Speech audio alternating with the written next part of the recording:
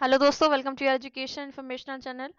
राष्ट्रीय शैक्षिक अनुसंधान और प्रशिक्षण परिषद यानी कि national council of education research and training, इस संस्था में आपके लिए बहुत सारी वैकेंसीज निकली हैं। कोई भी सब्जेक्ट हो आपका, अगर आपने इससे ग्रेजुएशन किया हो, इवन 12th पास भी आपका हो, तो इससे इसी के समकक्ष बहुत सारी वैकेंसीज हैं। आइए हम देखते हैं। तो ये आपकी ऑफिशियल वेबसाइट है, इसका लिंक मैं आपको प्रोवाइड करवा दूंगी। साथ ही साथ जो पीडीएफ अभी आपको दिखाऊंगी उसका भी लिंक प्रोवाइड करवा दूंगी। तो घोषणाएं ये हिंदी में खुला हुआ है। अगर आप यहाँ पर इंग्लिश में अगर सिलेक्ट करेंगे तो यहाँ पर आपको मिलेगा अनाउंसमेंट। यहाँ पर आप क्लिक करेंगे, रिक्तियों में जाएंगे। यहाँ पर अगर आप क्लिक करते हैं तो यहाँ पर देखिए रिक्तियों में यहाँ पर अकादमिक दिखा हुआ है, और आप यहाँ पर गैर अकादमिक यानी कि नॉन एकेडमिक में जाएंगे तो ये आपको यहाँ पर शो हो जाएगी। तो आप इसमें सबसे पहले वाला जो ये दिख रहा है, advertisement of non academic direct quota recruitment, यहाँ पर आप क्लिक करेंगे। हिंदी और इंग्लिश दोनों में है। और फिर अगर आपको अप्लाई करना तो आप अप्लाई हेयर से, यहाँ पर ये आपको दिख रहा है, यहाँ पर आप अप्लाई हेयर से यहाँ पर अप्लाई कर सकते हैं। तो सबसे पहले हम नोटिफिकेशन देख लेते हैं। तो हम हिंदी का ही नोटिफिकेशन खोलेंगे और इसमें अगर आप देखेंगे तो सबसे पहले आप ये देखिए, लोकेशन देख लीजिए, लोकेशन कहाँ कहाँ है। तो अजमेर, भोपाल, भुवनेश्वर, मैसूर, नेल्लोर, उत्तर पूर्व क्षेत्रीय शिक्षा संस्थान, शिलोंग क्षेत्रीय उत्पादक सह वितरण केंद्र, अहमदाबाद, बेंगलुरु, गुवाहाटी, कोलकाता। इनके लिए खुली प्रतियोगिता परीक्षा है, कौशल परीक्षा है, साक्षात्कार के माध्यम से, यानी कि सब में साक्षात्कार नहीं होगा, कुछ में केवल लिखित परीक्षा के बाद भी हो जाएगा। और आप आगे आगे देखिए कि उसमें क्या क्या, क्योंकि वैकेंसीज बहुत सारी हैं। तो ये देखिए, सबसे पहले तो ये आपको यहाँ पर दिया हुआ पद। तो पद में देखिए, अभी आप देख जाएंगे बहुत सारे पद है यहाँ पर। तो ये पद आपको दिख रहे हैं, पर जब आप पद में क्या देखेंगे, जब आप इनकी एलिजिबिलिटी देखेंगे, योग्यता देखेंगे, तब आपको और भी समय, और यहाँ पर ये दिया हुआ है कि अधिकतम आयु क्या होनी चाहिए, छूट भी दी हुई है। और छूट के अलावा इसमें पूरी जो जानकारी है सब इसी पीडीएफ में है। तो मैं आपको अभी पोस्ट नहीं दिखाती हूँ, मैं डायरेक्ट पोस्ट के साथ क्या क्या एलिजिबिलिटी मांगी गई है वो मैं आपको दिखाती हूँ। देखिए, ऑल सब्जेक्ट मैंने इसलिए बोला था कि जैसे देखिए, प्रयोगशाला सहायक, रसायन विज्ञान, भौतिकी, कंप्यूटर विज्ञान, भूगोल, भाषा, अंग्रेजी, पुस्तकालय यानी कि लाइब्रेरी साइंस में जिनका है, ठीक है, प्राणी विज्ञान, गृह विज्ञान, गणित विज्ञान, ठीक है। तो ये सारे सब्जेक्ट्स के लिए है, ठीक है। आगे चलते हैं, देखते हैं कि क्वालिफिकेशन क्या क्या मांगी गई है, हर चीज है, ठीक है। तो पदों का नाम दिया हुआ है, उसके साथ जो अनिवार्य वांछनीय अर्हताएं, अनुभव इत्यादि क्या क्या दिया गया है। तो अधीक्षक अभियंता के बारे में मैं ज्यादा बात नहीं करूंगी, क्योंकि इसमें जो 12 वर्षों का अनुभव, तो जिनमें ज्यादा अनुभव मांगा गया है उसके बारे में हम ज्यादा बात नहीं करेंगे। जिनमें कम मांगा गया है, जैसे कि उत्पादन अधिकारी, किसी भी मान्यता प्राप्त विश्वविद्यालय से मुद्रण प्रौद्योगिकी में स्नातक की डिग्री, या फिर ये आपका दिया हुआ है। और इसमें क्या होगा, चयन की विधि क्या होगी, मात्र आपकी कोई आपका लिखित परीक्षा नहीं होगी, सीधे आपका साक्षात्कार यानी कि इंटरव्यू होगा। व्यवसाय प्रबंधक में देख लीजिए, किसी भी मान्यता प्राप्त विद्यालय से संस्थान में व्यवसाय प्रशासन में मास्टर डिग्री होनी चाहिए आपकी, ठीक है। और यहाँ पर क्या था, या फिर किसी भी मान्यता प्राप्त विश्वविद्यालय से स्नातक की डिग्री तथा बिक्री विपणन व्यवसाय प्रशासन में 2 वर्षीय स्नातकोत्तर डिप्लोमा होना चाहिए, ठीक है। बी यानी कि वांछनीय योग्यता दूसरी और क्या मांगी, कंप्यूटर का कार्यसाधक ज्ञान, ये भी आपका क्या है, डायरेक्ट इंटरव्यू बेस पे होगा।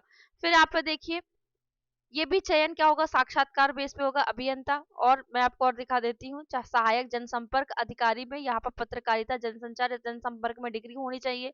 वांछनीय योग्यता में मांगी गई है, वरीयता उनके पास उनको दी जाएगी जिनको हिंदी लिखने की प्रतिभा और सामग्री को अंग्रेजी से हिंदी अनुवाद करने की क्षमता होगी, ठीक है। वरिष्ठ लेखाकार में किसी भी मान्यता प्राप्त विद्यालय से वाणिज्य, अर्थशास्त्र, वित्तीय प्रबंधन में क्या स्नातक, और 3 वर्ष की नियमित सेवा, तो इसको आप छोड़ दीजिए, ये लिखित जिसमें ज्यादा मांगा गया उसको छोड़ दीजिए। और भी बहुत सारे हैं।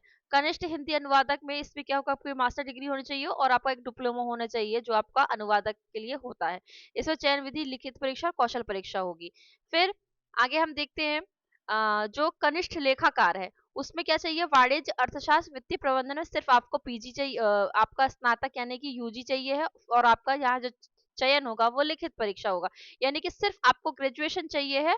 और ग्रेजुएशन के बेस पे वाणिज्य, अर्थशास्त्र और वित्तीय प्रबंधन में आपको ग्रेजुएशन चाहिए है। और इसके बाद आपका लिखित परीक्षा से चयन हो जाएगा, कोई आपका इसमें साक्षात्कार नहीं होगा। अब देखिए, भंडार अधिकारी के लिए कला, आप आर्ट्स के हैं, आप साइंस के हैं, आप कॉमर्स के हैं, केवल आपकी डिग्री होनी चाहिए, या फिर यहाँ पर दिया है तो आप देख लीजिएगा यहाँ। और क्रय, स्टोर कीपिंग और स्टॉक नियंत्रण में प्रमाण पत्र या डिप्लोमा, इससे भी लिखित परीक्षा होगी। फिर उत्पादन सहायक में देखिए, किसी भी मान्यता प्राप्त संस्थान से मुद्रण प्रौद्योगिकी में स्नातक की डिग्री। फिर देखिए, यहाँ पर व्यावसायिक सहायक में देखिए पुस्तकालय विज्ञान, लाइब्रेरी साइंस का जो मैं बता रही थी, लाइब्रेरी साइंस में यहाँ पर मास्टर की डिग्री होनी चाहिए, इसके समकक्ष कुछ होना चाहिए और 3 वर्ष का अनुभव होना चाहिए। पुस्तकालय सॉफ्टवेयर का ज्ञान होना चाहिए, इसकी सिर्फ लिखित परीक्षा होगी।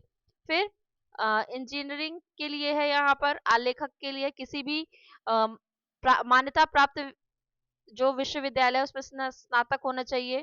ठीक है, आलेखक के लिए टीवी फिल्म की ये तो छोड़ दीजिए आप, ये टीवी फिल्म के लिए। और आगे देखते हैं हम, इसमें बहुत सारी पोस्ट है, इसमें आपका जो भी फील्ड हो आप वहां से, या आपका जो सब्जेक्ट हो वहां से आप देख सकते हैं। अभी उसमें क्या बताया था, 3 वर्ष का अनुभव। अब यहाँ पर देखिए अगर आपका पुस्तकालय विज्ञान या लाइब्रेरी साइंस में अगर आपका ग्रेजुएशन है या मास्टर है तो आप क्या कर सकते हैं, यहाँ पर 2 वर्ष का अगर आपके पास अनुभव है। पिछली पिछली जो मैंने अभी बताई थी पोस्ट, उसमें 3 वर्ष का अनुभव मांगा गया था, इसमें सिर्फ 2 वर्ष का मांगा गया है।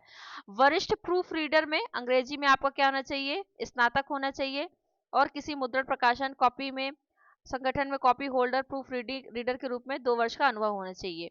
ठीक है, चलिए ये छोड़ दीजिए क्योंकि इसमें थोड़ा स्पेसिफिक मांगा गया है। इसमें आगे देखते हैं ऑपरेटर के लिए। ऑपरेटर में देखिए ग्रेड 3 में 12वीं कक्षा उत्तीर्ण होनी चाहिए, किसी भी मान्यता प्राप्त संस्थान से कंप्यूटर संचालन का डिप्लोमा हो, जैसे पीजीडीसीए वगैरह आपका होना चाहिए। डी बेस, लोटस या ग्राफिक पेजेस का ये जो ज्ञान है ये होना चाहिए। वर्ड स्टार पैकेजों के संचालन में कुशलता, इसकी भी आपकी लिखित परीक्षा होगी। ठीक है, आगे देखते हैं हम इसमें प्रयोगशाला सहायक में क्या होना चाहिए, अपेक्षित क्षेत्र संबंध में जो मैंने भौतिकी, रसायन, गणित वो सब बताए थे, तो उसमें आपका क्या होना चाहिए, आपका जो भी विषय है जैसे रसायन है, भौतिकी है, तो उसमें क्या होना, स्नातक की डिग्री होनी चाहिए और उपकरणों और यंत्रों के संचालन में अनुभव आपका यहाँ पर होना चाहिए। कंप्यूटर पर काम करते आपको आना चाहिए, मतलब थोड़ा बहुत आपको ज्ञान होना चाहिए। इसकी भी लिखित परीक्षा यहाँ पर आयोजित की जाएगी। और अवर श्रेणी लिपिक के लिए यहाँ पर क्या है, देखिए यहाँ पर कोई वो नहीं मांगा गया है आपसे, डिप्लोमा नहीं मांगा गया। अगर आपकी स्पीड अच्छी है, आप टाइपिंग कर सकते हैं, तो यहाँ पर आप अवर श्रेणी लिपिक के लिए अप्लाई कर सकते हैं। आपका 12वीं पास होना चाहिए और आपकी स्पीड अच्छी होनी चाहिए। ये भी बहुत अच्छी एक अपॉर्चुनिटी है, चयन परीक्षा के माध्यम से यहाँ आपका सिलेक्शन होगा। ठीक है, अब इसमें देखिए कि पहला क्या है, 12वीं कक्षा उत्तीर्ण, किसी मान्यता प्राप्त पुस्तकालय ज्ञान, ये फिर वही लाइब्रेरी साइंस के लिए आ चुका है। ठीक है, अब आगे देखते हैं।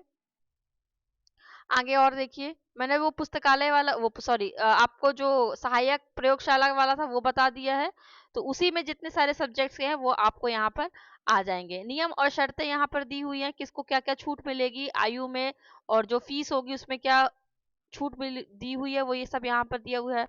और आपका जो सिलेक्शन है वो कहाँ कहाँ हो सकता है, सभी कुछ यहाँ पर बहुत डिटेल में, क्योंकि पीडीएफ बहुत बड़ी है, 37 पेज की है, तो 37 पेज का पीडीएफ आपको यहाँ पर अभी बता नहीं सकते। अगर आप इंटरेस्टेड होंगे तो मैं डिस्क्रिप्शन में इसको मेंशन कर दूंगी। आवेदन कब से कर सकते हैं आप, 27/12/2025 से कर सकते हैं, सुबह 9 बजे से शुरू हो जाएगा और समाप्ति कब होगी इसकी, 16 जनवरी को होगी। ठीक है, टाइम बहुत है आपके पास। प्रवेश पत्र और जो परीक्षा होगी, जो कुछ होगा आपको वेबसाइट के माध्यम से यहाँ पर सूचित किया जाएगा। अनुभव प्रमाण पत्र के लिए यहाँ पर दिया हुआ है, अनुभव प्रमाण पत्र किसके किसके लिए क्या क्या होगा, प्रवेश पत्र, अनापत्ति, परीक्षा केंद्र क्या क्या होगा, आरक्षण किसको किसको दिया जाएगा। फीस मैं आपको बता देती हूँ जो इम्पोर्टेंट है, कितनी कितनी क्या फीस लगेगी और आयु में जो किसको किसको छूट होगी। ठीक है, तो देखिए SC/SC को, जो SC/SC है उनको 5 वर्ष का छूट मिलेगा। ओबीसी को, जो NCL के अंतर्गत आते हैं, उनको 3 वर्ष का। PWBD अनारक्षित को 10 वर्ष का। PWBD OBC जो NCL के अंतर्गत आते हैं उनको 13 वर्ष का। फिर ST/SC 12 वर्ष का। ठीक है, पूर्व सैनिक को भी मिलेगा यहाँ पर। तो जो पूर्व सैनिक है उनको ज्यादा, ये सारे जो विभागीय अभ्यर्थी हैं उनको यहाँ पर छूट दी हुई है। केंद्र सरकार के जो कर्मचारी हैं उनको यहाँ पर छूट दी हुई है। ठीक है, अब जो आरक्षित है, शुल्क जो मैं बता रही थी परीक्षा शुल्क, तो आरक्षित और ओबीसी और ईडब्ल्यूएस के कैंडिडेट हैं तो उनको क्या होगा, जो पे लेवल ग्रेड 10 12 है और 6 7 है, 2 से लेकर 5 तक के, इनके लिए सबके लिए अलग अलग दिया हुआ है। तो 2 से 5 तक के लिए 1000 है, 6 से 7 तक के लिए 1200 है और 10 से 12 के लिए 1500 रुपए देना पड़ेगा। बाकी जो अनुसूचित जाति में आते हैं, अनुसूचित जनजाति में आते हैं, दिव्यांगजन, पूर्व सैनिक के लिए कोई भी शुल्क यहाँ पर नहीं दिया जाएगा। ठीक है, भुगतान की विधि क्या होगी, ऑनलाइन माध्यम से आपको करना पड़ेगा। और चूंकि ये ऑफिशियल वेबसाइट है, कोई भी फेक न्यूज़ नहीं है, फेक रिक्रूटमेंट नहीं है, तो आप यहाँ पर आप ऑफिशियल वेबसाइट पर जाके सब कुछ यहाँ पर देख सकते हैं। और भी अगर आपको कोई भी समस्या हो तो आप इस पीडीएफ में देख सकते हैं। पीडीएफ में बिल्कुल डिटेल में दी हुई है। और ये देखो यहाँ भी आपको बताया गया है कि ऑनलाइन आवेदन करने के लिए www.ncert.nic.in, यहाँ मैंने जो आपको बताया था ना हिंदी इंग्लिश और अप्लाई नाउ, वही कहा बता रहा, वहां से जाके आप क्या कर सकते हैं, अप्लाई कर सकते हैं। ठीक है।